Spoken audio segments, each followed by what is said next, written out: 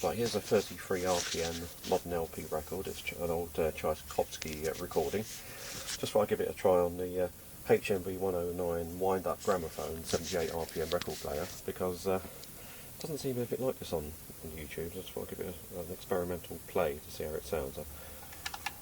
See if we get any discernible sound out of it. Let's have a go.